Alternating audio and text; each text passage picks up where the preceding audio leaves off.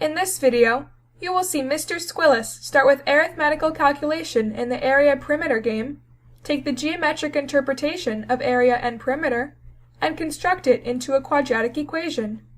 With just two simple examples, he covers a range of algebra topics. To access the area perimeter game, first log on to your homepage. Then, click Play on the navigation bar and locate the Measurement World module. Click on Area Perimeter. For this video, we are going to work with the rectangle shape in US customary units. The object of this interactive game is to calculate the length and width, and then construct the rectangle based on the area and perimeter shown below, like this.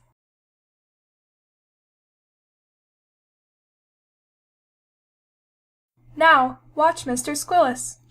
I'm going to take this and do it a little different way.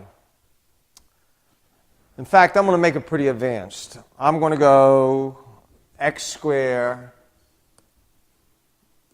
I'm going to cut this perimeter in half. 10x, 25. And I'm going to solve this quadratic equation, what this is connected to. But I'm going to do it a little bit different. I'm going to use what is called a diamond. And the diamond looks like this. LW, L plus W. That means, to a third grader, this means multiply, this means add.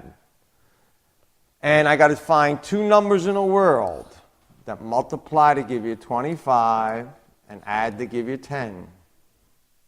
So now I can start looking at the factors of 25, which is much easier than looking at all the whole numbers that add up to 10, because I would have to go 0, 10, 1. I have to try all those combinations. So I have these two sets of factors. And I could see right off the bat, I got a 5 and a 5.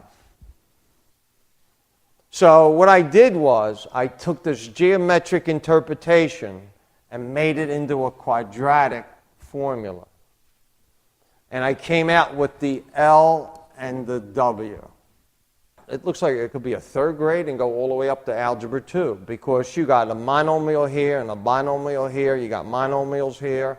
You could use this for a lot of different chapters in an algebra book. So now I want to do the same thing. I want to add my spin to it. Again, I'm going to try the same thing again. I'm going to get this, try to create this diamond. And it's like anything else, the more repetition you get. So you got 60 square feet. That goes on top. And on the bottom, you cut this in half. So I get a 16. Now look how advanced this is. To an Algebra 2 teacher, this is x squared plus 16x plus 60. You could even make it even more advanced, make it equal to 0.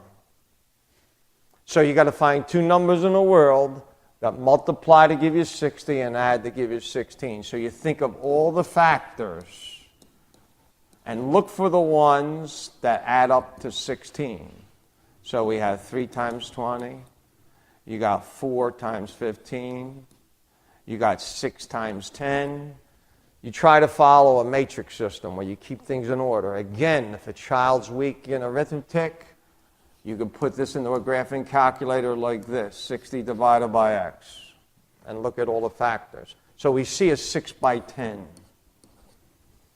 Now, I can go back to first in math to show them whether that's right or wrong. But I want to do this for an Algebra 2 teacher. X plus 6, x plus 10 equals 0. And to solve this quadratic equation, you just make this equal to 0. So one of the answers that will make this equal to 0 is negative 6. And to solve this part, one of the answers is negative 10. So the engineers, I guess, who made first in math, sometimes they don't see how advanced it really is. It could go from second and third grade to pretty advanced mathematics, which is quadratic equations.